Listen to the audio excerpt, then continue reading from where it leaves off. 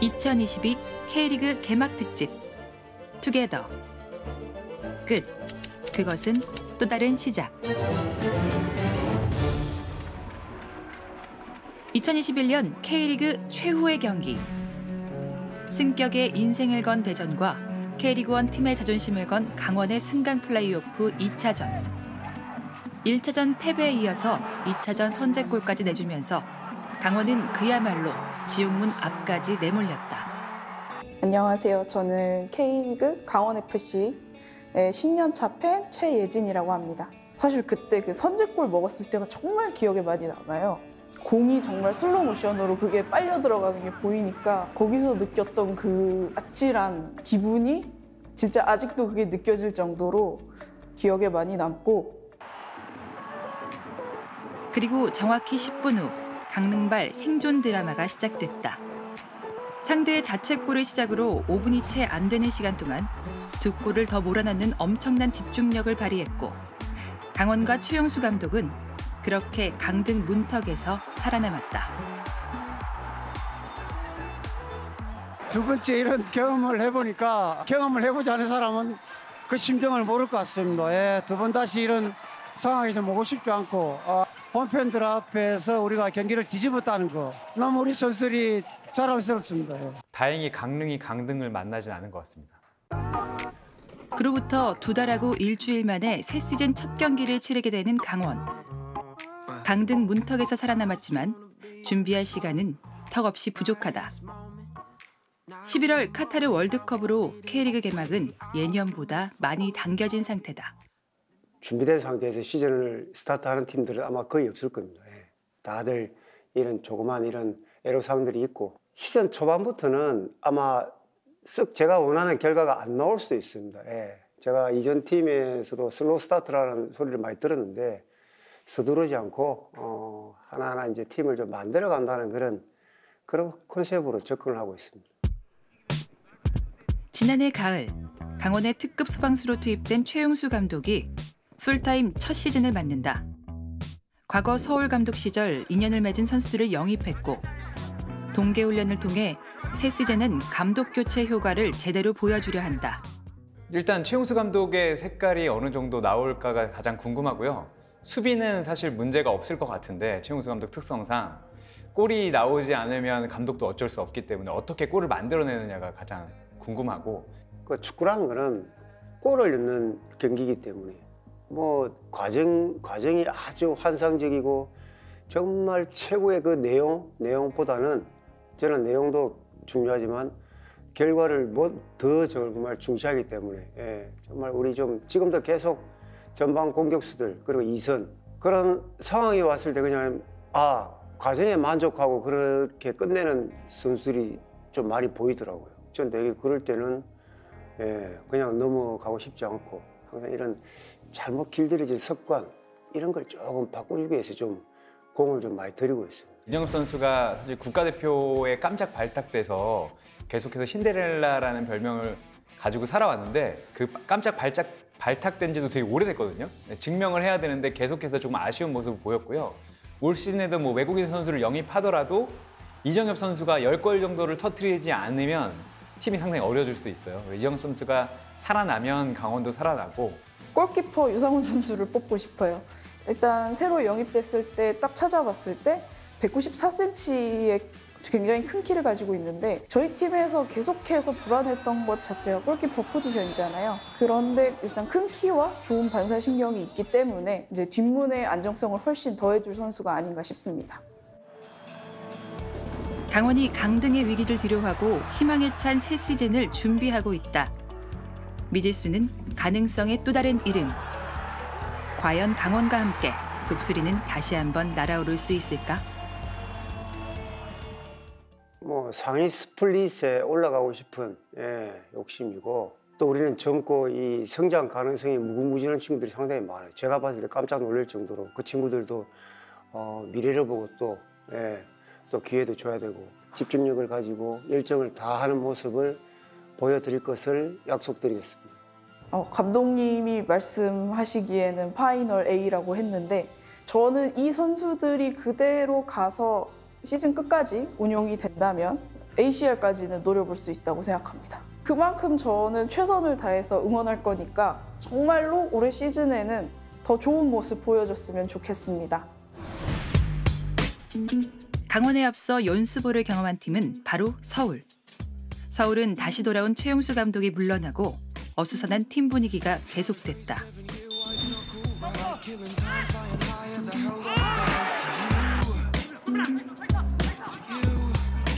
그리고 지난해 여름 결국 바닥을 찍은 위기의 서울에 안익수 감독이 부임했다. 서울답지 못하게 많이 부진을 했는데 35라운드 광주전에서 저희가 그 경기를 꼭 이겨야지 강등권 탈출이어서 꼭 이겼어야 되는 경기였는데 전반에 저희가 2대0으로 지고 있고 후반 5분까지 저희가 한 골 더 먹혔어요. 아, 정말 쉽지 않다. 감독님 오셔도 이렇게 쉽지 않은 건가 했는데 서울은 35라운드 광주 원정에서 후반전에만 4골을 몰아치는 역전극으로 강등권 탈출에 성공했다. 정해진 포지션보단 상대에 따른 맞춤형 움직임을 지향하는 동시에 강한 압박 수비를 바탕으로 하는 익수볼은 지난해 K리그에 강렬한 인상을 남겼다. 서울은 늦여름까지 강등될까 전전긍긍했지만 9월 안익수 감독이 부임한 이후로 11경기 6승 4무 1패, 파이널비 1위로 시즌을 마쳤다. 속이 답답하고 꽉 막힐 때는 형수 말고 안익수. 겨우내 서울은 베테랑과 신예들의 밸런스가 돋보이는 스쿼드로 팀을 재정비했다. 약점이었던 센터백 자원도 적극적으로 보강했다. 어렸을 때부터 기대를 했던 성룡이 형이나 또 기존에 알고 있었던 뭐 상호 형이나 뭐 영욱이, 민혁이, 뭐 진야, 종규 이렇게 많이 있거든요. 그런 선수들과 또 경쟁에서 또 좋은 시너지 효과를 낼 수 있을 거란 생각에 기대가 큽니다. I know last 2 years has been a little bit stressful for everyone, for fans. I can tell for people at the club as well. And again, makes me really happy to stay here for 2 more years. I'm really excited to face this new season. 지난해 부임에 서울을 완전히 새로운 팀으로 바꿔놓은 안익수 감독은 거기서 한 단계 발전한 익수볼 시즌2를 준비하고 있다. 왜 자꾸 우리 골문으로 백패스하면서 공격을 하려고 그래? 상대가 어떻게 역으로 밀고 들어오면 역방향으로 공격을 할 수 있는 판단을 해야지 빨리빨리. 그런 판단하면 축구를 하란 말이야. 자꾸 힘든 게 아니고 머릿속에서 판단이 안 되니까 자꾸 힘든 거야. 뛰는 게 의미 없이 뛰니까. 그지? 근데 해야 될 일을 내가 알면 어떻게 돼? 뛰게 돼 있단 말이야 이거를. 왜? 내가 해야 될 일을 아는데 안 뛰겠어? 모르니까 안 뛰는 거지, 그치? 그러니까 생각을 움직여야 된다고. 생각을 몸이 움직이는 게 아니고. 작년에 익스볼이 히트 상품이었잖아요. 근데 이제 이 익스볼에 대해서 상대 팀들도 많이 적응을 하고 대응을 하지 않을까요? 그만큼 또 안익수 감독은 또 축구에 대한 생각과 지식이 많기 때문에 그거보다 더 한 단계 높은 생각으로 FC 서울 선수들을 깨우지 않을까 저는 그렇게 보고 있습니다. 저는 개인적으로 조영욱 선수가 제 기대가 많이 되는데요. 작년 초반에는 뭐가 조금 안 맞았는지 공격 포인트도 좀 못 올리고 해서 좀 많이 속상하기도 했는데 역시 익버지 저희 오직 익수 이제 감독님께서 오신 다음부터 갑자기 공격 포인트를 많이 올리더니 마지막 경기까지 골을 넣었어요. 올해는 아마도 조금 더 많은 공격 포인트를 올릴 수 있지 않을까 해서 제일 기대가 되는 선수입니다. 팬들이 조금 더 확인하셨습니다. 아, 네, 확인했습니다. 저는 저의 생각도 거의 동일하다고 보고 있고요. 다만 이제 올 시즌 아시아 쿼터로서 이제 벤 알로안 선수를 영입했는데 아마 강성진 선수가 경기력이 좋지 않다면은 빠른 교체로서 FC 서울의 베스트 11이 좀 더 빠르게 바뀔 수 있지 않을까 저는 그렇게 생각을 하고 있습니다. 안익수 감독은 서울이 올 시즌을 시작으로 다시 명문 구단의 타이틀을 되찾길 바라고 있다. 안익수 감독의 새로운 전술과 한때 벼랑 끝에 몰렸던 선수들의 투쟁심이 합쳐진 서울은 올 시즌 과연 어떤 축구를 보여주게 될까? 달라진 서울, 그리고 오직 익수를 기다리는 팬들의 마음이 설레기 시작했다. 우리 FC 서울 작년에는 정말 지옥과 천국을 왔다 갔다 했는데 올해는 우리 익버지를 만났으니 천국에만 있었으면 좋겠고 다들 모든 선수들 부상 없이 시즌 마무리를 행복하게 했으면 좋겠습니다. 화이팅! I just want to say to the fans, we will do everything that we can to make it better, to make them enjoy watching our games. So we will we'll get fit soon and fighting together. Fighting. 지난해 서울이 시작부터 고전했다면 수원 삼성은 최고의 퍼포먼스로 5월 무패 행진을 달렸다. 그렇게 전반기 두 라이벌의 희비가 엇갈렸다. 리얼블루 박건하 감독과 좌측면의 지배자 이기재, 그리고 전반기 최고의 히트 상품 메탄소년단이 활약하면서 수원 삼성은 전북과 울산의 양강 체제를 흔들고 한때 2위까지 올라 우승을 바라봤다. 전반기 이들의 상승세에 정점을 찍은 경기가 있었는데 상암에서 열린 라이벌전 슈퍼매치였다. 21년 5월 29일 19라운드에 FC서울 원정을 갔습니다. 저희가 2014년까지 저희가 원정 승리가 없거든요. 그 이후로. 그래서 이번에도 저희가 울산, 전북도 이겼지만 뭔가 서울을 한번 넘을 수 있을까 하는 기대감이 있어서 경기를 보러 갔는데 김건희의 선제골과 김민우의 추가골, 민상기의 쐐기골까지. 수원 삼성은 2014년 30라운드 맞대결 이후 7년 만에 슈퍼매치 원정 승리를 기록하고 라이벌 서울을 공식전 10경기 무승의 늪으로 몰아넣었다. 하지만 수원 삼성은 전반기 좋은 분위기를 이어가지 못했다. 후반기 들어 공수 밸런스가 무너졌고 2달 동안 이긴 경기가 없었다. 결국 후반기 3승을 추가한 채 파이널 A 안착에 만족해야 했다. 작년 후반기 같은 경우는 아무래도 감독으로서는 좀 아쉬운 점은 좀 있었던 것 같아요. 뭐 상대들이 저희에 대한 거를 준비를 좀 많이 했다는 부분도 좀 느꼈고 그러다 보니까 이제 승리하지 못하면서 저희가 이제 좀 분위기적으로 많이 다운되는 부분도 있었는데 그런 부분들을 좀 바꾸기 위해서 좀 노력을 했고 뭐 새로운 용병 선수들이나 또 어린 선수들뿐만 아니라 그 선수들이 또 잘 또 해준다면 또 작년과는 좀 다른 모습 그런 모습들을 좀 보여주지 않을까. 수원 삼성은 돌아온 패스마스터 사리치와 베스트 11 수비수 불투이스, 덴마크 득점원 출신 그로닝을 영입했다. 그러나 이 외국인 선수 전면 교체라는 승부수가 무색하게 개막전 핵심 자원들이 팀을 떠났다. 처음에 정상빈 그리고 김민우 선수의 이적 소식을 들었을 때는 정말 머리가 너무 하였어요. 특히 정상빈 선수 같은 경우는 저희가 일단 후반전에 조커로 투입을 했었지만 김민우 선수는 거의 후반기에 풀타임을 뛸 정도로 저희 팀에서 전술적으로 없어서는 안 되는 너무 중요한 선수였기 때문에 박건하 감독이 그래서 정말 머리가 상당히 아플 것 같고요. 실제로 전화를 해봤는데 말을 길게 잊지 못하시더라고요. 근데 이제 그게 감독의 숙명이고 감독이 잘 키웠기 때문에 뭐 좋은 무대로 혹은 이제 높은 몸값을 받고 떠날 수 있었던 것 같고요. 박건하 감독은 아쉬움을 뒤로하고 빠르게 이적 후 폭풍을 수습하는 데 신경을 썼다. 측면 자원들이 중앙 미드필더 자리에 뛰면서 중앙 미드필더 자리에서 측면으로 이제 나가주는 이런 패턴들이 이 수원 삼성의 공격 패턴 중에서 가장 인상 깊은 부분 중 하나였는데 이번 시즌 김민우 선수가 이 팀을 좀 떠나게 되면서 정승원 선수가 이제 들어왔잖아요. 근데 물론 이제 뛰는 위치는 반대편이지만 정승원 선수도 측면과 중앙을 모두 뛸 수 있기 때문에 이제 김민우 선수가 했던 역할을 충분히 해줄 수 있지 않을까. 이거는 제가 팬분들하고 거의 똑같습니다. 3-5-2 그대로인데 미드필더 자리에 사실 최성근, 한석종 그리고 정승원 선수가 3명 중에 2명이 들어갈 것 같거든요. 근데 선발로 먼저 나온다면 그래도 정승원 선수가 먼저 나오지 않을까라는 생각을 좀 하게 했습니다. 왼발의 지배자, 수원 삼성의 레전드 염기훈이 마지막 시즌에 나선다. K리그 최초 80골 80도움.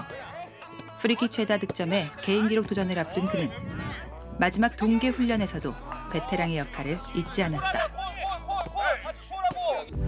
2차 끝나고 나면 올라가면 이제 경기를 해야 돼. 시즌이 시작되니까 2차에서 다치면 진짜 모든 사람 다 손해야. 진짜 막 조용히 나도 부상 안 당하게 주위 외부도 부상 안 당하게 우리가 자꾸 깨워주면서 좀 분위기 좀 올리면서 그렇게 해야 돼요.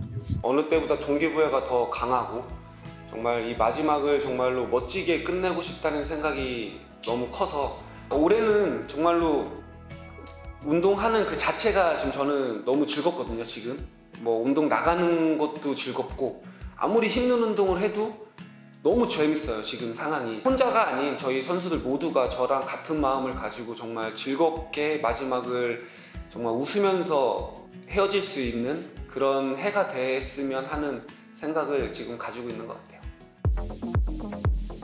수원 삼성이 지난해 아쉬움을 뒤로하고 앞으로 나아갈 준비를 마쳤다. 이들을 응원하는 팬들에겐 새로운 목표가 생겼다. 저희가 서울은 저번 시즌에 그래서 좀 이겨봤거든요. 근데 저희가 전북한테 저희 홈에서 이긴 지 엄청 오래된 걸로 알고 있어요. 꼭 홈에서 전북을 시원하게 이기는 모습을 보고 싶습니다.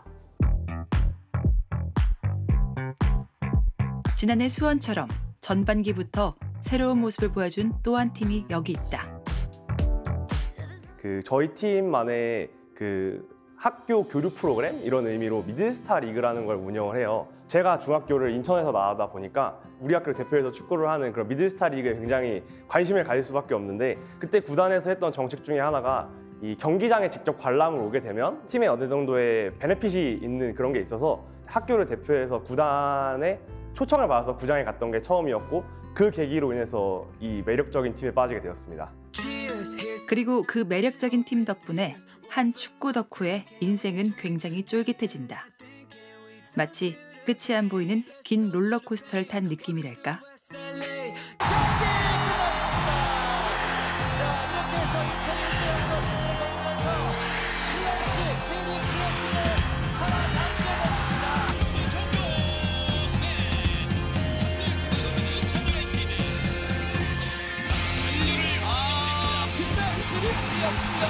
역사형 이승도 인천 이상철 감독 인천을 살려주는 약속을 지킵니다. 승강제가 만들어진 이후에 유일하게 시민구단으로서 아직까지 이제 강등을 당하지 않은 팀이 인천인데요. 그 기록이 계속해서 잘 이어질 수 있을지요. 다시 돌아서요. 아길라르의 그 슛! 기가 막힌 판을 찌르는 득점이 나옵니다. 그렇게 잔류왕, 생존왕의 타이틀을 거머쥔 인천. 하지만 지난해엔 달랐다. 베테랑의 힘을 앞세워 시즌 막바지 파이널 A를 노릴 정도로 최근 몇 년과는 다르게 선전했다.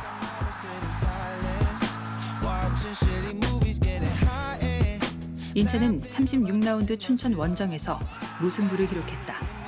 이 경기의 결과는 남다른 의미가 있었는데 시즌 종료 2경기를 남겨두고 11위 강원과 승점 6점 차를 유지하면서 인천은 K리그1 잔류를 확정했다. 제가 강원전 원정에서 첫 벤치에 들었을 때 저 우측에 우리 스포츠지 팬 여러분들이 뭐 파란색 검정색 유니폼을 입고 많은 분들이 와주셔가지고 응원을 해주시는 모습을 보고 아 정말 오늘 여기서 결정을 지었으면 좋겠다. 뭐 그 당시에 또 영상을 보면은 제가 머리를 감싸지고 하늘을 이렇게 보던 장면이 나오는데 그때 작년보다도 사실 더 그게 와닿았던 것 같아요. 좀 많이 좀 뭉클했습니다. 네. 베테랑 선수들이 보여줘야 하는 퍼포먼스를 운동장 안팎에서 정말 멋지게 보여준 팀이었지 않나 그렇게 보고 있습니다. 이제 잔류왕은 잊어라. 탄탄한 미드필더진을 앞세운 인천. 승강제 도입 첫 시즌이었던 2013년 이후 9년 만에 파이널 A 진입을 노린다. 지난해 절반의 성공을 넘어 더 완전한 기쁨을 누리기 위해 인천은 지난 겨울을 바쁘게 보냈다. 안으론 팀 내 FA 주축 선수들을 대부분 지켜냈고 스쿼드 보강을 위한 외부 영입도 쉬지 않았다.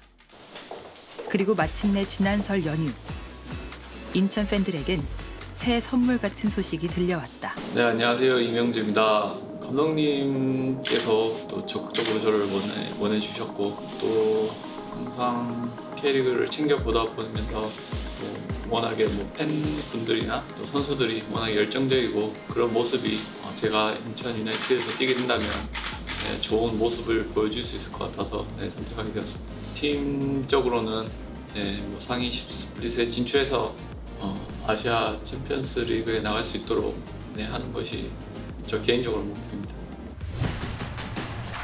현역 시절 투지 넘친 플레이로 명성이 높았던 수비수 김영일 해설위원. 그는 과거의 포항에서 함께 뛴 이명주를 어떻게 기억하고 있을까? 그때는 이제 수비형 홀딩으로 서갖고 많은 게임을 풀어나가는 스타일이었죠. 지금은 이제 연차도 쌓였고 경험치도 많이 올라갔으니까는 미들필더 지역에서는 어느 자리를 소화하든지 충분히 제 역할을 해줄 수 있는 선수가 저는 이명주 선수가 아닌가 생각하고 있습니다. 미드필더로는 이적생 이동수 선수. 감독님께서 작년부터 되게 자주 하셨던 말이 수비형 미드필더 쪽에서 좀 잘해줬으면 좋겠다라고 하셨는데 그래서 이동수 선수가 들어오면 좋을 것 같고 이동수 선수를 팬분들이 많이 뽑아주셨더라고요. 그러나 저는 인천에 가장 많은 느낌을 알고 인천에 대해서 가장 이해를 하고 있는 김도혁 선수가 저는 베스트 11에 들지 않을까 저는 그렇게 보고 있습니다. 인천은 지난해 검증된 자원을 지켜냈지만 나이와 부상이란 위험도 함께 안고 있다.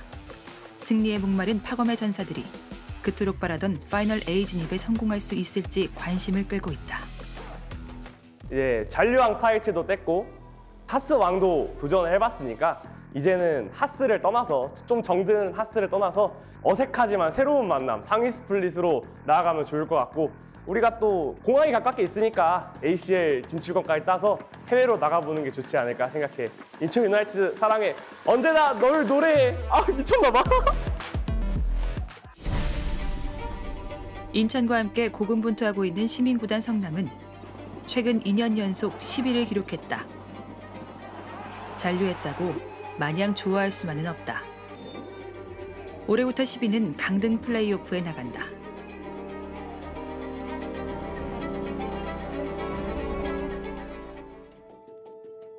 코로나19 시대 두 번째 시즌, 성남은 지난해 가장 많은 확진자가 발생한 팀이었다. 자가격리에 수년 경기도 가장 많아서 무더위가 절정인 8월에만 8경기를 치러야 했다. 여름 훈련을 딱 마칠 때쯤에 그게 터져가지고 선수들 다 하나 뭉쳐가지고 이악 물고 준비를 해가지고 딱 이제 돌아가면 되는 상황이었는데 거기서 이제 딱 그렇게 돼버리니까 선수들도 많이 멘붕이 많이 왔었어요. 그래서 그런 와중에 경기도 몰려버리고 체력적으로도 부담이 좀 되고 그런 부분에 있어서 조금 많이 힘들었던 것 같아요. 사실 성남FC 팬들도 이번 시즌은 정말 힘들 것 같다라고 생각을 했는데 고맙게도 선수들과 코칭 스태프가 다 같이 잘 하나가 되어줘서 그래도 좋은 결과를 남겨준 게 팬 입장으로서는 상당히 고맙습니다. 성남FC 가장 인상 깊었던 뮬리치 탈의 사건 아닙니까? 뮬리치 탈의 사건은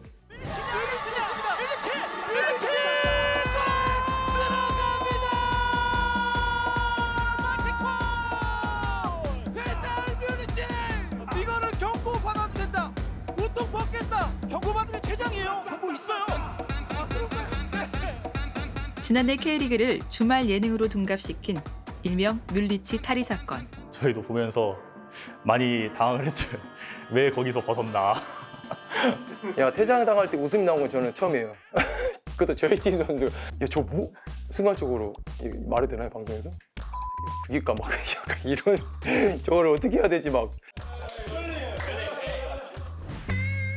성남의 짠물 수비는 빈곤한 득점력의 또 다른 이름이다. 최근 3년 연속 경기당 한 골이 채 되지 않는 건 성남이 유일하다. 마른 수건을 짜서 강등을 면한 것 같습니다. 골이 매우 적어도 1부 리그에서 살아남을 수 있다는 걸 보여준 기적적인 시즌이었던 것 같습니다. 수비의 핵 권경원이 팀을 떠났지만 지난해 전 경기 전 시간 출전에 빛난 베테랑 골키퍼는 올해도 건재하다. 감독님과 코치님께 너무 감사드리죠. 이렇게 나이가 있는데도 불구하고 끝까지 믿어주시고 이렇게 책임감을 심어주시고 동계연대 초반에 몸이 좋다가 시즌 딱 들어갈 쯤에 몸이 다운돼 버리는 그런 경우가 제일 안 좋은 부분이거든요. 나이가 좀 있다 보니까 오버패스 해버리면 또 떨어질 수 있기 때문에 그걸 같은 부분들을 지금 백민철 코치님이 되게 조절을 많이 잘 해주세요. 그래서 너무 감사하게 생각하고 있고 그런 부분들을 통해서 저도 한 단계 성장할 수 있는 것 같습니다. 김남일 감독은 쉽지만은 않아 보였던 FA 영입에 잇따라 성공하면서 스쿼드 개혁에 성공했다. 저 또한 그랬고요. 다시 경험해보면 바로 알아요. 그래서 감독님께서 선뜻 이렇게 먼저 연락 주시면은 벗어날 수 없는, 거절할 수 없는. 그래서 감독님의 그런 능력도 사실 정말 중요하잖아요. 그 지도자로서 그런 부분들도 되게 본받을 점이라고 생각을 하고 선수 생활하면서도 그렇고 어찌 보면 그런 본이 되는 삶을 살아왔기 때문에 선수들도 감독님께 선뜻 딱 이렇게 손을 딱 바로 잡아주시고 또 어려워하는 선수 있으면 또 손을 내밀어 주시고 감독님 부탁할 때 또 선수도 부탁을 또 들을 수 있고 그런 좋은 관계가 되지 않나. 감독님의 능력이라 생각합니다. 이건. 덕분에 탄탄한 수비 라인은 지켜냈지만 올해도 관건은 공격력이다.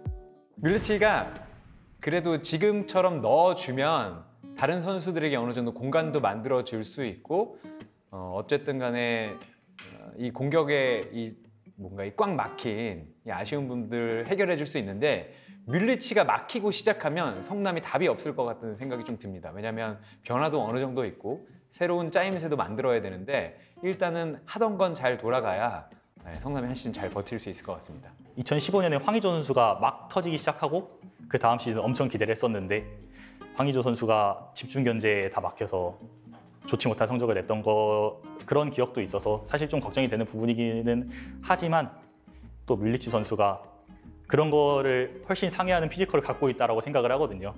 그래서 올해도 밀리치 선수의 활약 많이 기대해 보겠습니다. 김남일 감독이 끌어모은 탄탄한 수비 라인. 대대적인 선수단 교체로 재정비한 성남이 오랜 강등 걱정 없이 그들만의 플레이를 펼치기 위해 나선다. 저는 저희 팀의 한계를 정하고 싶지 않아요. 올라갈 수 있는 가장 높은 곳까지 저희는 목표를 보고 있고 이렇게 말하면은 다른 팀 팬분들은 무슨 성남이 그렇게 높은 곳까지 올라갈 수 있겠냐라고 하지만 저희 팀 모두 분발해서 하나의 힘을 대서 할 수 있는 가장 높은 곳까지 올라갔으면 좋겠습니다. 10년 이상 상무라는 이름으로 활약을 했던 상주 상무 팀인데 오늘 경기를 마지막으로 연고 이전을 하게 됐습니다. 2020년 K리그1 파이널 A 4위. 국군체육부대 소속 상무는 구단 역사상 가장 좋은 성적을 내고도 연고지 협약 종료로 이듬해 자동 강등됐다. 김천에서 시작한 이들의 각오는 남달랐다. 김천 상무의 선제골이 터집니다. 조규성의 선제골입니다. 부천과 김천의 맞대결 최종 스코어 1대0으로 김천이 오늘 승리하면서 2021 시즌 K리그2 챔피언 김천 상무입니다. 네. 연고지는 바뀌었어도 불사조 정신은 여전했다.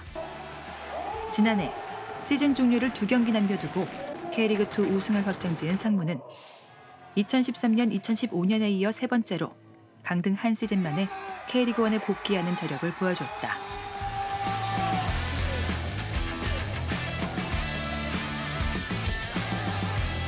일단 K리그1으로 다시 갈 수 있게 되어서 너무 다행이라고 생각이 들고 또 일단 가장 설레이는 마음이 가장 큰 것 같아요. 또 K리그1에서 우리들의 실력을 다시 한번 평가받을 수 있는 기회고 또 우리 선수들의 가치를 또 높일 수 있는 그런 무대라고 생각하기 때문에 다들 설레어하고 있고 제 생애 첫 이렇게 감독상을 주신 여러분께 너무 진심으로 감사드립니다. 그리고 제일 중요한 건 우리 선수들 항상 시즌 초도 어려울 때도 함께 우리 이겨내고 저를 믿고 따라와 준 거에 대해서 너무 감사하게 생각하고 우리 선수들이 저를 이렇게 만들어 주었다고 생각합니다. 너무 진심으로 감사하고 오늘 사실 시상식에 많은 선수들이 함께 못했는데 우리 김천 선수들이 저 마음속에는 항상 여러분들이 베스트 11이고 MVP입니다. 너무너무 진심으로 감사합니다. 저 멤버로는 나도 잘하겠다라고 말씀하시는 분들이 가끔 있어요.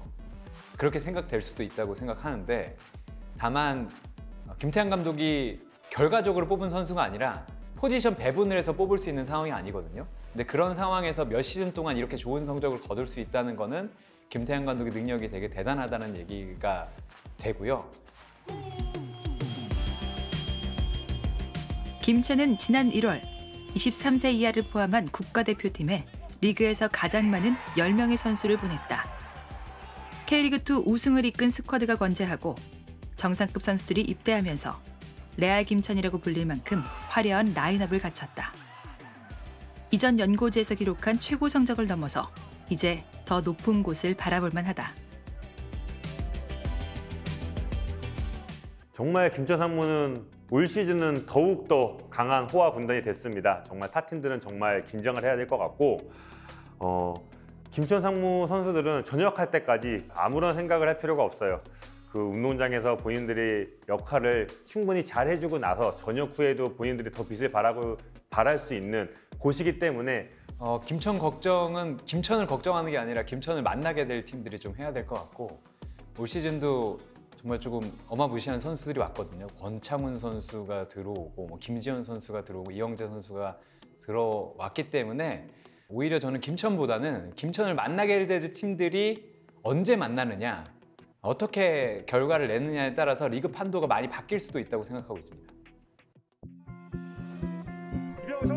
다만 역대 가장 이른 개막이 이뤄지는 시즌에 주축 선수들이 대표팀 일정을 소화하기 때문에 합을 맞출 시간이 굉장히 부족하다. 펩테안의 빠른 결단과 유연한 대처가 필요한 시즌이다. 제가 사실 이것 때문에 어젯밤에 김천은 정말 아무도 모르겠다고 하더라고요. 그래서 제가 제 마음대로 짜왔습니다. 김태형 감독이 빙의해서 4-3-3 포메이션이고요. 골대는 일단 구성현 선수, 포백은 오른쪽부터 강윤성, 정승현, 박지수, 김한길, 그리고 3명의 미드필더로는 고승범, 정현철, 이 한 자리가 조금 애매한데 한찬희 혹은 이영재 선수가 선발로 나올 가능성이 커 보이고요. 3톱은 김지현, 권창훈, 조규성 선수가 나올 것 같습니다. 김지현 선수가 맨 앞에 서고 조규성과 권창훈이 좀 측면에서는 그런 게 되지 않을까. 군대 가기 전과 후로 정말 많은 성장을 보여준 게 조규성 선수라고 생각을 하고 있고 김천 상무에 있으면서 정말 규칙적인 생활과 그리고 끊임없는 노력으로 본인의 컨디션을 그리고 벌크업까지 하면서 많이 끌어올린 것을 보면서 올 시즌 조규성 선수가 정말 K리그에 큰 획을 그을 수 있을 거라고 저는 그렇게 생각을 하고 있습니다. 군대라는 특수한 상황 속에서도 행복 축구로 K리그2를 평정한 김천. 역대급 스쿼드를 앞세워 새로운 도전에 나선다. 판결을 안 정하려고 합니다. 뭐 우리가 잔류를 목표로 한다 이런 게 아니라 뭐 우리가 진짜 최대한 싸워서 이길 수 있을 만큼 모든 팀들 다 이기고 우리가 진짜 어디까지 올라갈 수 있는지 한번 K리그 1에서 한번 정말 뭐 한번 어디까지 갈지 한번 도전해보고 싶습니다. 안녕하세요. 대구에서 나고 자란 대구FC 찐팬 홍진영이라고 합니다. 대구FC가 2014년에 K리그 챌린지로 강등당한 첫 해였는데 그때 이제 개막전에서 황수민 선수가 역전골을 딱 넣었어요. 근데 그 선수가 골을 딱 넣고 몇 없는 서포터즈들이 있는 쪽으로 이제 광고 판넬을 뛰어넘어서 가는 그 순간에 선수들도 팬과 우리를 인지하고 같은 구단이라고 생각하는구나라는 생각이 들어서 이런 팀이라면 내가 응원을 해도 후회 없겠다라는 생각이 이렇게 한 소년의 마음을 파고든 대구는 4년 만에 승격한 2017년부터 조금씩 그리고 꾸준히 성적을 끌어올렸다.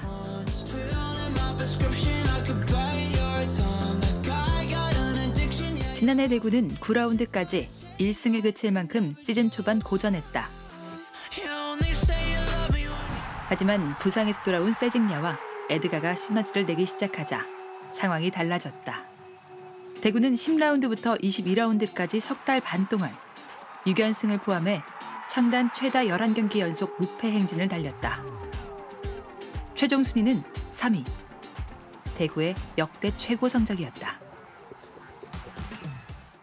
대구는 매년 놀라운 것 같습니다. 그 선수를 상당히 많이 바꿨는데 FA컵에서 자존심을 살짝 구긴 했지만 리그로 보면 예상치도 못한 좋은 성적을 거뒀던 시즌이었던 것 같습니다. 김진혁의 높이가 먼저 말을 하고 있는 대구FC 1대 0으로 앞서 나갑니다. 세징야 선수가 운전으로 득달같이 달려들면서 추가골까지 만들어냅니다. 팀의 새로운 역사를 위한 완벽한 마침표입니다. 홈팀 대구FC가 마침내 구단 창단 첫 번째로 5연승 달성에 성공했습니다. 뭐 다른 팀들도 다 그렇겠지만 저희는 유독 되게 그 선수들끼리의 또 끈끈함이 좀 크다고 생각해요. 우리가 개인뿐만 아니라 팀으로서 하나로 뭉쳤을 때 다른 팀보다 더 큰 시너지를 내는 팀.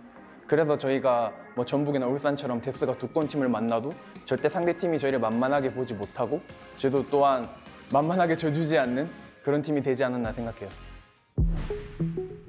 성공에 안주하지 않은 대구는 더 큰 목표를 위해서 도전을 택했다. 베테랑 이근호를 울산에서 완전 영입했고 검증된 선수들을 모아 팀을 재정비했다. 그리고 과거 경남과 대표팀 코치를 경험한 브라질 출신의 알렉산더 가마 감독이 대구의 12대 사령탑에 선임됐다. A minha filosofia é jogar com bastante intensidade. É time sempre compacto, time que gosta de ter a bola, mas que joga em velocidade para procurar as transições. Acho que o grande chave para a gente fazer uma grande temporada. 우선은 좀 그런 전환 이런 것들이 많이 들어가는 훈련을 하고 있고 아무래도 훈련 강도도 전에 했던 훈련들보다 훨씬 좀 강도 있는 훈련을 하고 있고 그 감독님이 저는 처음 오시고 헬스 게임을 하기 전에 진짜 죽을 뻔했거든요. 너무 힘들어가지고 호흡이 올라올 정도로 감독님은 공을 가진 사람이 양방을 가라는 지시도 많이 하시고. 집에 가자. 집에 가고 싶어요. 엄마 보고 싶어.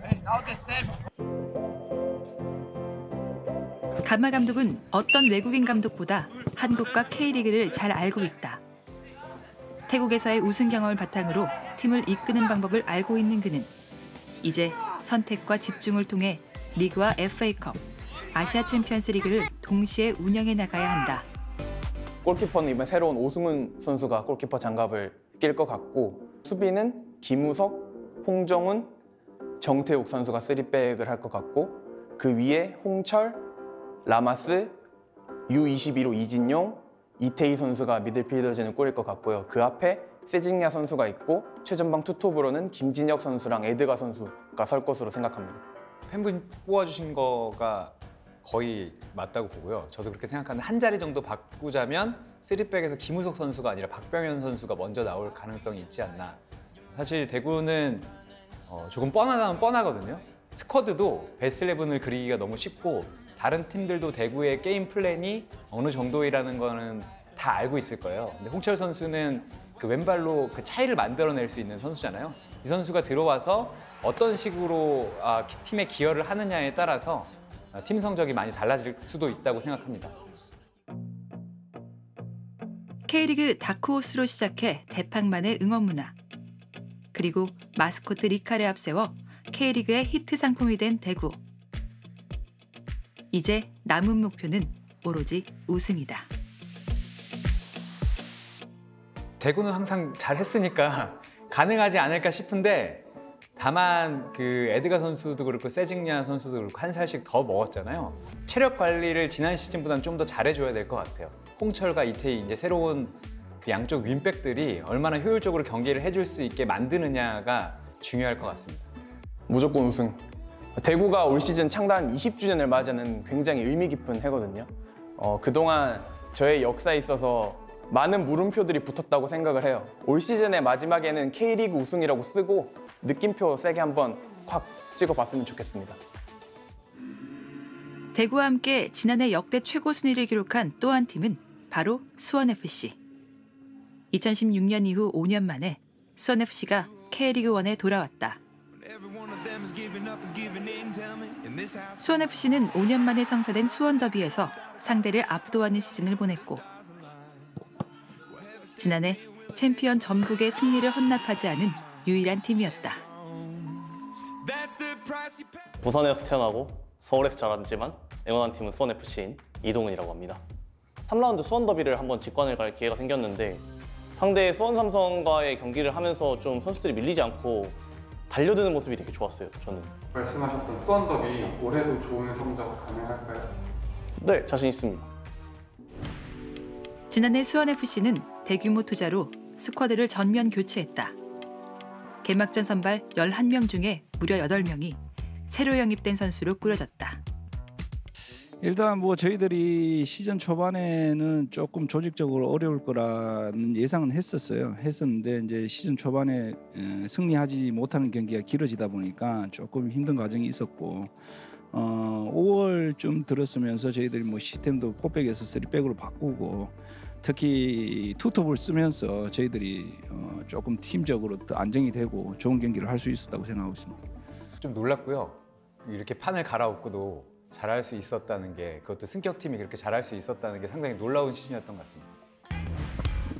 라스의 5경기 연속골이 터졌습니다. 수원FC가 완벽히 달라졌습니다. 2골을 기록하는 라스 엄청납니다. 대단합니다. 라스가 전반에만 3골을 몰아칩니다. 헤드에서 하루를 만듭니다. 4번째 골을 기록하는 라스. 여기에 라스가 후반기 초반까지 득점원 페이스로 팀 공격을 이끌면서 결국 수원FC는 파이널 A 진입에 성공했다. 라스 선수가 4골을 넣고 5대2로 이겼던 경기가 가장 기억에 남고, 그냥 시즌 전체로 따졌을 때는 개인적으로 충격적이었던 거는 저는 전북현대한테 한 번도 안 진 거예요, 우리가. 김도윤 감독이 상당히 젊지만 선수가 바뀌어도 그 변화에 대응할지도 알고, 그리고 철학도 상당히 분명한 감독인데 그걸 또 그라운드에서 끌어내기가 쉽지 않은데 그걸 해냈기 때문에 김도균 감독이 그래서 이번에도 성공할 수 있을 것인가, 이 부분이 사실 가장 궁금합니다. 그런데 견제는 분명히 더 늘어날 거기 때문에 그걸 김도균 감독이 어떻게 극복하느냐가 올 시즌 포인트가 될 것 같습니다. 변화가 컸던 지난해와 비교해보면 올 시즌 수원FC의 스쿼드 변동폭은 크지 않다. 라스와 무릴로, 믿음직한 외국인 공격 조합을 지켜냈고 알짜 FA 몇몇을 영입했다. 여기에 K리그 안팎으로 큰 관심을 끈 젊은 공격수가 추가됐다. 이승우 선수 분명히 재능은 가지고 있는데 안 뛴 지가 너무 오래됐어요. 분명히 가진 게 있으니 이건 자신이 해결해야 될 문제인데 일단 주전 경쟁을 좀 이겨내야 되고 몸을 만들어야 되는 과제가 있기 때문에 지금 당장 이승우 선수를 좀 냉정히 평가하자면은 니실라든 김현이든 쉽지 않은 경쟁자가 있다. 본인이 더 보여줘야 되겠죠. 라스 옆에 이제 김현 선수가 나올 것 같고 공격형 미드필더로 무릴로와 니실라 선수가 나올 가능성이 크지 않을까. 그리고 양쪽 윙백에 황순민 선수하고 오른쪽 윙백은 정동호 선수도 있고 신세계 선수도 이 자리에 나올 수 있어서 상당히 뭐랄까 경쟁이 치열할 것 같아요. 그리고 3백은 잭슨, 김건웅, 그리고 김동우 선수가 나오지 않을까 싶고 골대는 유현 선수가 아직까지는 좀 우위에 있는 것 같습니다. 승격팀이었지만 잔류보다 더 높은 곳을 바라본 수원FC. 지난해 성공이 반짝이 아니었음을, 이제 더 높은 곳을 향하고 있음을 증명하려 한다. 진정한 수원의 주인을 가리려는 팬들의 자존심 대결도 계속된다. 수원더비 전승이요. 남들 다 순위 얘기했죠. 그러고 FC 서울한테 한 번도 못 이겼거든요, 저희가 창단 이후로. 서울도 꼭 잡고 싶어요. 지금까지 한 해에 승격한 두 팀 모두 파이널 A에 오른 적은 단 한 번도 없었다. 그 어려운 일을 지난해 수원FC 그리고 제주가 해냈다. 지난해 뚜렷한 전력 보강이 없었던 제주가 4위에 오른 데에는 스트라이커 주민규의 역할이 컸다. 34경기에 나와 22골을 터뜨린 주민규. 혼자 팀 득점의 40% 이상을 책임졌다. 승강제가 시작된 이후 20골 이상을 기록한 유일한 국내 선수이자 2016년 정조국 이후 5년 만에 나온 국내 선수 득점왕으로 자존심을 지켰다. 주민규의 활약 속에 제주는 3년 만에 파이널 A에 진출했다. 작년 저희 제주라는 팀이 좀 선수들 간에 좀 끈끈한 면이 있어가지고 좀 단단하지 않았나, 쉽게 무너지지 않은 팀? 일단은 감독님서부터 이제 코칭 스텝, 선수들, 구단 프런트까지 진짜 다 단합이 정말 잘 돼 있어서 그런 힘들이 이제 경기장에서 나오지 않았나라고 저는 생각을 하고 있어요. 지난해 주민규의 기억에 가장 강렬하게 남아있는 경기는 전북을 홈으로 불러들인 24라운드. 이날 멀티골을 넣은 주민규는 팀을 패배의 위기에서 구해내고 제주에 파이널 A행을 결정지었다. 네, 그때 추가 시간에 이제 페널티킥이 났는데 그때 당시에 이제 경기 결과가 나와서 못 넣어도 저희가 파이널 A 진출한다 이야기를 들었을 때 좀 마음 편하게 그때 로스타임을 좀 기억하는 것 같아요. 그 시간을. 이번 오프 시즌, 제주는 이전과 다르게 이적 시장 중심에 서 있었다. 시즌 도중 입대하는 주축 선수들의 공백을 감안해서 전 포지션에 걸쳐 스쿼드 보강에 나섰다.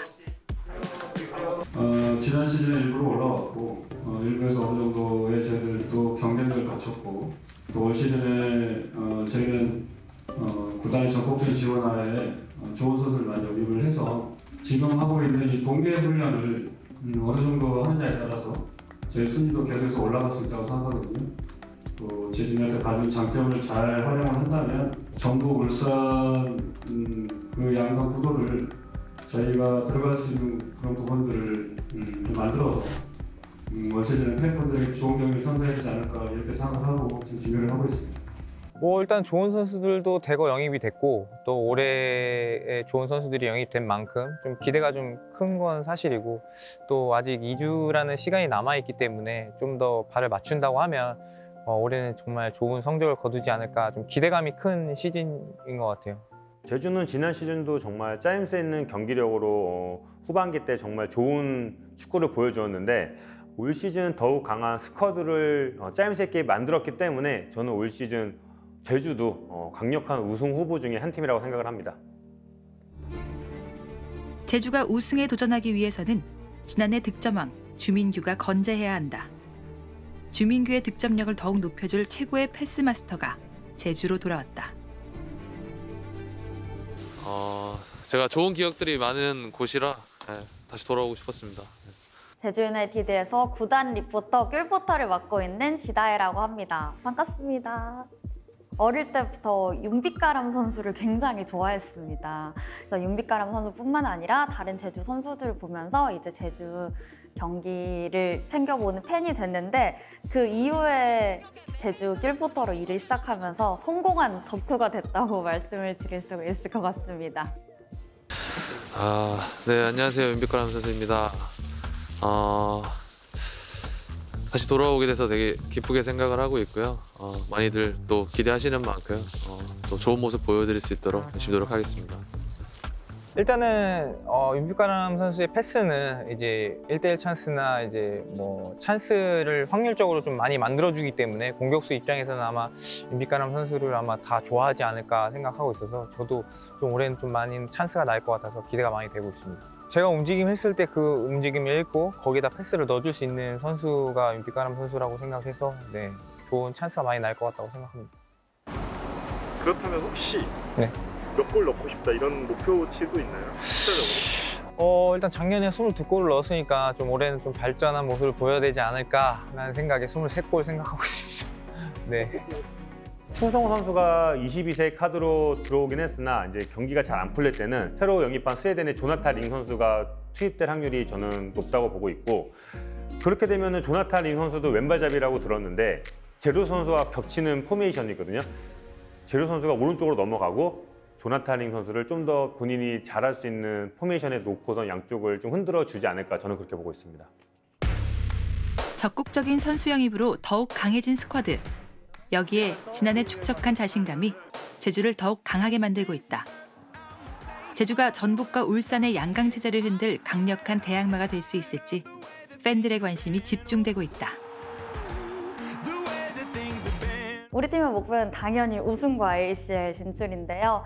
자력으로 우리가 우승을 해서 ACL에 진출하는 게 가장 멋진 그림이지 않을까 생각이 들어서 우승과 ACL 진출로 목표를 잡았습니다.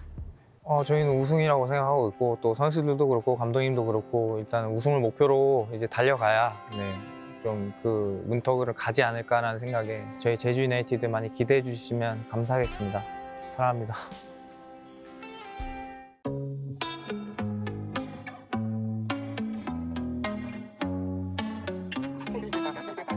옆 동네 프로야구의 한 노감독은 이런 이야기를 했다.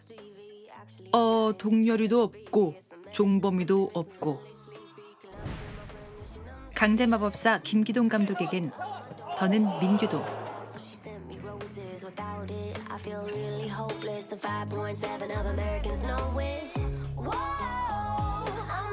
이제 광석이도 없다.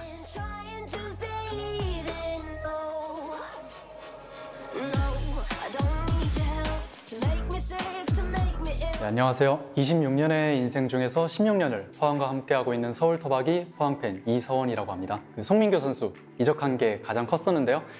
그게 하필 김승대 선수 이적할 때랑 시기가 좀 비슷하기도 했고 김광석 선수 이적할 때보다 조금 팬들의 반응이 아주 안 좋았고 인스타에 댓글도 막 4,000개씩 달리고 걸개도 한 100개씩 달리고 그랬던 게 가장 충격적이었고 기억에 남는 사건입니다.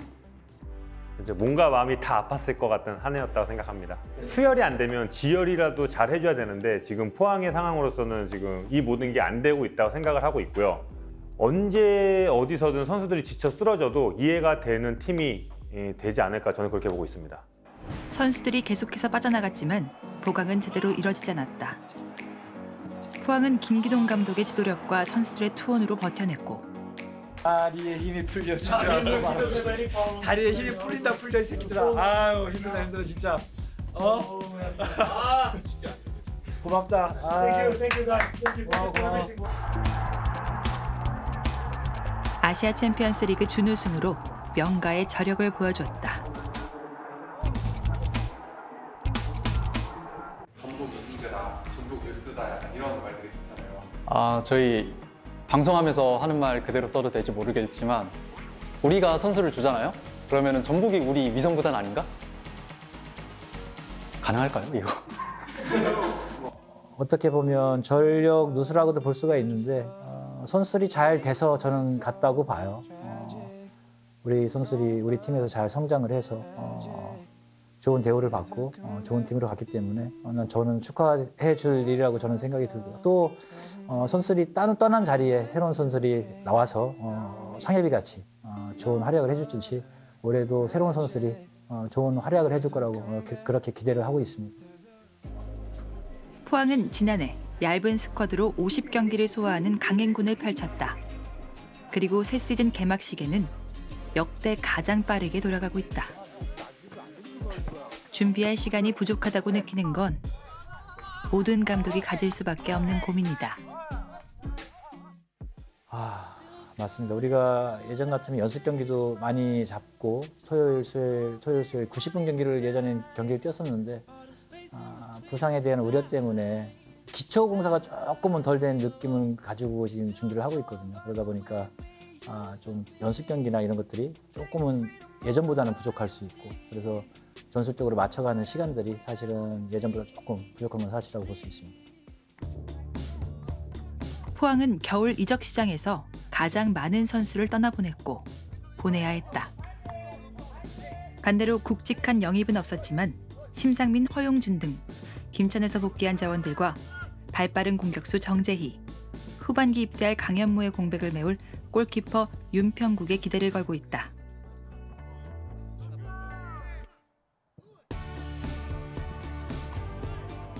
지금 팬분들은 이강혁 선수를 이제 생각해갖고 베스트 11에 놓으셨는데 저는 이강혁 선수보다는 이제 임상혁과 팔라시오스가 사이드 윙포드를 좀 책임질 것 같고 최전방에 지금 김천 상무에서 제대한 허용유 선수를 올려놓으셨더라고요. 근데 아직까지는 작년에 이승우 선수가 워낙 그 힘든 위치에서 잘해주었기 때문에 김기동 감독은 이승우 선수에게 한 번 더 그 자리를 맡기지 않을까 그렇게 보고 있습니다.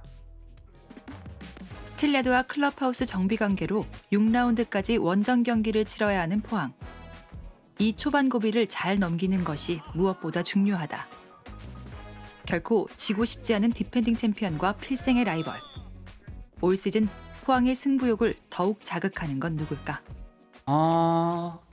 저는 전북 잡고 싶은데요. 왜냐하면 뭐 울산은 시즌 말만 되면 우리가 알아서 이겨주니까 굳이 이런 데까지 와서 울산을 골라야 되나? 자, 너무 힘든 질문인 것 같아요. 일단 뭐 3세판이라는 게 있는데 1년 동안 한 번은 이겨야 되지 않겠냐. 근데 그런 타이밍에 또 울산과의 경기가 항상 잡혔던 것 같아요. 전북도 강팀이고 좋은 팀이지만 우리한테 작년에 한 번은 졌거든요. 네. 그래서 저도 사실 자존심이 상하기 때문에 계속적으로 지는 거에 대해서 용납이 할 수가 없고 그러다 보니까 더 준비를 잘하는 것 같고 선수들도 준비하는 저를 보면서 거기에 좀 보답하고자 더 열심히 했던 것 같고 그랬던 것 같아요. 김기동 감독은 부임 첫 해부터 꾸준히 포항의 위치를, 선수들의 자존심을, 그리고 팬의 자부심을 조금씩 높여왔다. 위기 속에 더욱 단단해진 포항. 올 시즌 과연 어떤 길을 걷게 될까? 저희는 가족이니까 성적이 잘 나와도 안 나와도 항상 응원하고 아프지 말고 잘 올해 한 해 보내셨으면 좋겠습니다. 팬 여러분, 우리 가족 여러분 사랑합니다. 걱정하지 말아요.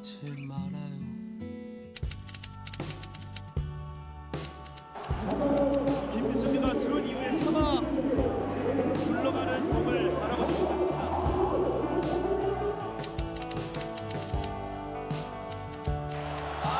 치명적인 뱅커너 하나가 이렇게 골이었습니다.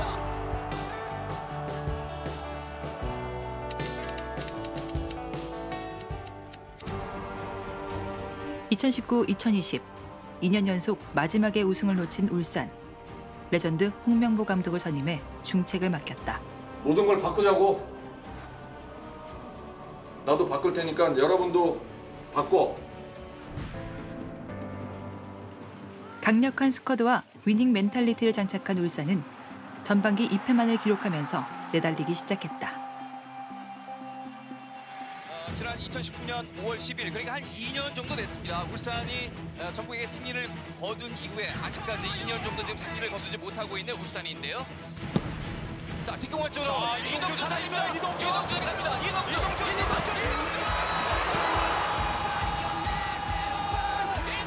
추가골. 울산이 4대2 두 골차로 앞서가기 시작합니다. 사실 전북을 만나면 항상 잘해야 무승부, 이번에도 질 것 같다라는 그런 패배의식이 사실 있었거든요. 그런 생각을 선수들과 팬들 모두 뒤엎을 수 있었던 그런 경기가 전주 원정 경기였던 것 같고요. 그 경기로 인해서 이제 우리도 전북과 싸울 만한 전력을 갖추게 됐구나. 그러나 가을까지 이어온 트래블의 꿈이 하나둘 깨지기 시작했고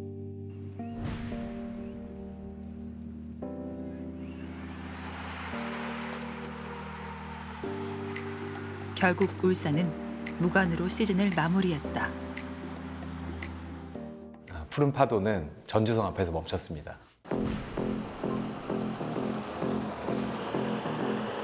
지난해 아쉬움을 뒤로한 선수들이 이민년 호랑이해 새로운 마음으로 모였다. 휴가 때 운동만 해갖고 몸이 너무 좋아. 이제 잘 쉬었으니까 이제 또 새로운 마음으로 2022년 시즌 좋은 성적 거둘 수 있게 준비 잘 해보겠습니다.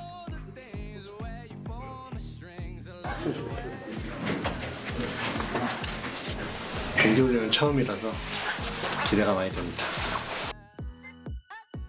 그리고 국가대표 수비수가 전격 영입됐다. 팬들은 김영권이 울산의 세 번째 별을 가져다 줄 거라 굳게 믿고 있다. 제일 결정적으로 제가 선택을 할 수 있었던 건 이 팀의 축구 스타일이 가장 저한테는 결정적인 이유였고, 어떤 팀이랑 경기를 하든 항상 점유율이 높은 축구를 하고 또 상대를 항상 가둬놓고 플레이를 하는 팀이기 때문에 그 축구가 저는 재밌고 저도 그런 축구를 하고 싶었고, 또 그게 마침 또 울산이 그런 축구를 하고 있기 때문에 그게 가장 저한테는 큰 부분이었던 것 같아요. 특히 K리그처럼 템포가 빠른 리그에서 김영권 선수의 장점이 더욱 부각될 수 있을 거라고 생각을 해요. 단연간의 월드컵이나 국제 경험, 그리고 동아시아에서의 좋은 경험들이 선수들에게 큰 도움을 줄 수 있지 않을까 싶습니다. 올 시즌이 이제 홍명보 감독 2시즌째거든요. 다른 걸 다 차치하고 승점 몇 점을 얻어서 우승할 수 있느냐. 울산은 이게 이제 키포인트가 될 것 같습니다. 그런데 우승에 도전하는 이들 앞에 크나큰 변수가 생겼다. 그동안 울산을 대표해온, 특히 지난해 팀 공격을 이끈 젊은 선수들이 한꺼번에 팀을 빠져나갔다.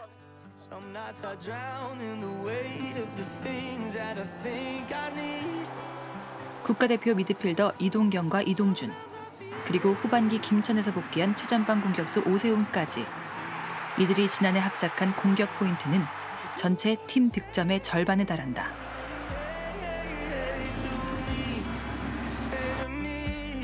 시즌 초반 새로 영입된 베테랑의 어깨가 무거워졌다.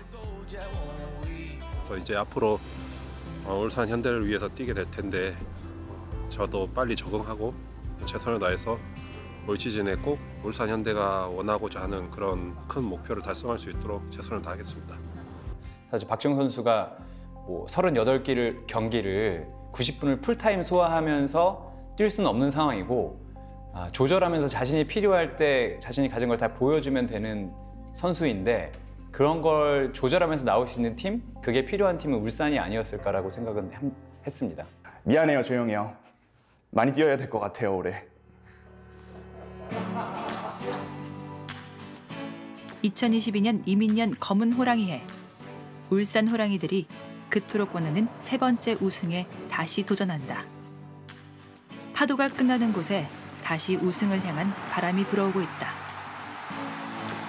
물론 어렵습니다. 3년 연속 우리는 우승의 문턱에서 좌절했고 너무나 쓰라린 피눈물을 흘렸기 때문에 우승이라는 단어를 쉽게 꺼내기는 쉽지 않겠지만 그럼에도 불구하고 우승을 향해서 나아가야 되는 게 울산 현대의 현실이고 또 반드시 이뤄야 하는 숙명이라고 생각합니다. 저희 선수들도 올 한 해 우리 팬들을 위해서 최선을 다하는 그런 모습들을 보이도록 잘 준비하겠습니다. 고맙습니다. 네, 안녕하세요. 저는 전주에서 나고 자란 전북의 아들 로컬보이 정혜진입니다. 반갑습니다.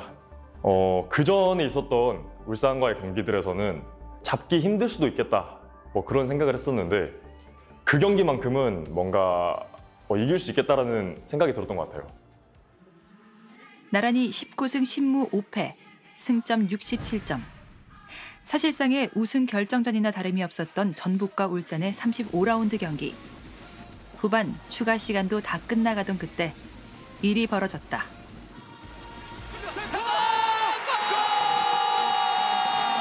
K리그 5연패를 달성할 수 있는 확률을 매우 높이는 일류첸코의 해당골, 어마어마한 득점. 이 한 골은 그 어떤 골과는 비교할 수 없습니다. 김상식 감독을 껑충껑충 4연속 승에 올렸습니다. 결국 3대2로 전북이 울산에게 승리를 거둡니다.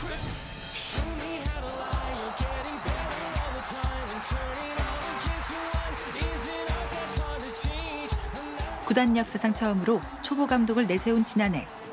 전북은 시즌 막판 또 한 번 라이벌 울산을 끌어내리고 9번째 우승이자 리그 최초 5연패 달성에 성공했다.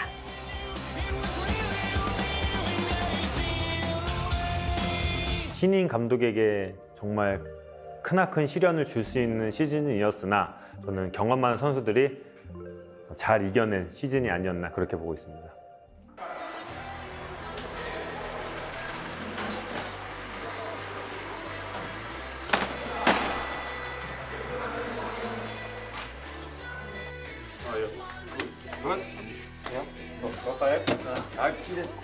진짜 힘들어?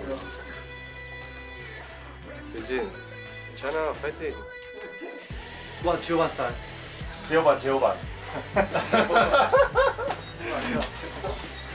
힘들어? 이겨내. 이겨내 전북? 이겨낸 팀이야.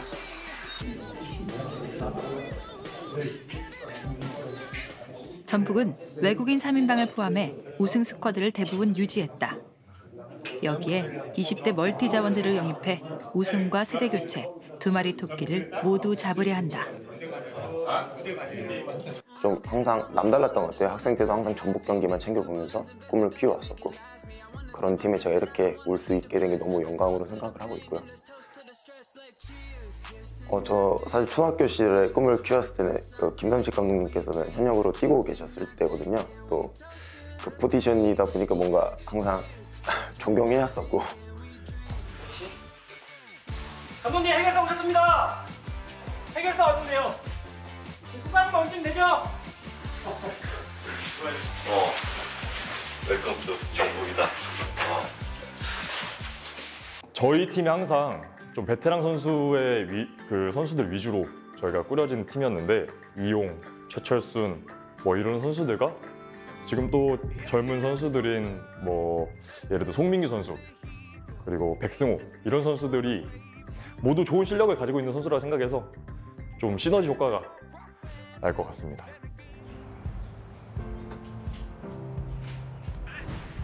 언제나 그랬듯이 전북은 리그 우승을 넘어 참가하는 모든 대회에서 트로피를 들어올리겠다는 것을 목표로 새 시즌을 준비했다. 강력한 스쿼드와 전북만의 우승 DNA. 그들은 늘 챔피언이면서 동시에 강력한 도전자였다.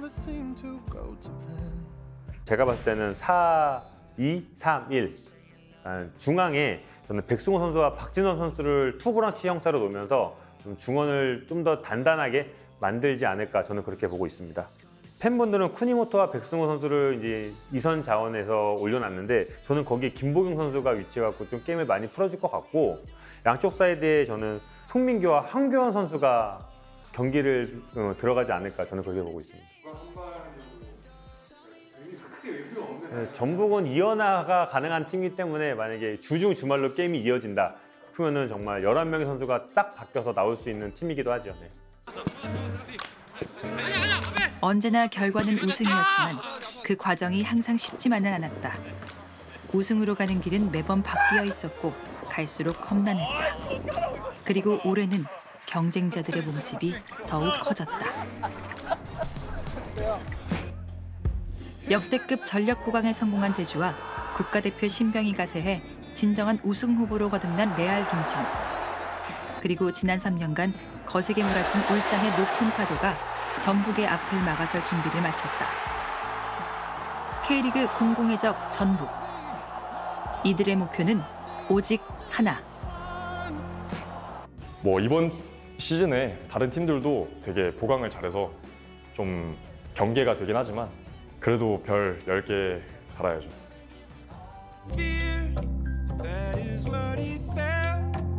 2022년 K리그는 역대 가장 이른 개막을 앞두고 있다.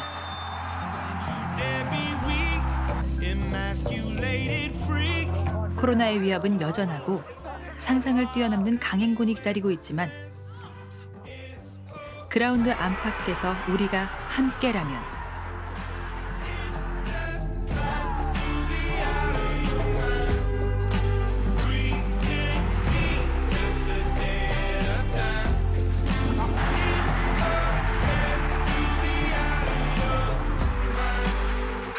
언제나 가슴 뛰는 순간으로 마주하지 않을까? 일단 올 시즌은 우승 경쟁이 어느 때보다 치열할 것 같고 안타깝지만 강등이 3팀이 될 수 있습니다. 강등권 경쟁도 매우 치열하고 어떻게 보면 되게 잔인할 것 같으니까 뭐 팬들은 그냥 즐기시면 될 것 같습니다. 저는 지난 시즌도 K리그가 재밌었다고 생각을 하는데 올 시즌은 정말 더 많은 재미를 줄 수 있는 요소들이 군데군데 적세적소에 있기 때문에 저는 올 시즌은 K리그를 보는 팬분들이라면 정말 재밌는 시즌이 되지 않을까 생각합니다.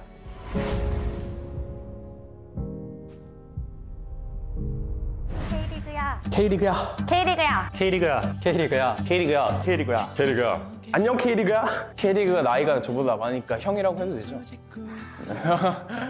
K형. 진영이야. 올해는 제발 아무 사고 없이 우리에게 기뻤던 한 해가 되기를 바랄게. 다 건강하게 시즌을 시작하고 행복하게 마무리할 수 있는 한 해가 되었으면 좋겠어. 막상 시즌이 시작하면은 내가 너한테 욕도 많이 하고 또 아쉬운 소리도 많이 하고 짜증도 많이 냈는데 막상 겨울이 되니까 이렇게 빈자리가 크게 느껴지고 많이 외롭더라. 코로나 상황이 오면서 많은 것들이 주변에 변했지만 뭐 K형과 나의 관계는 변함없이 길고 오래 봤으면 좋겠어.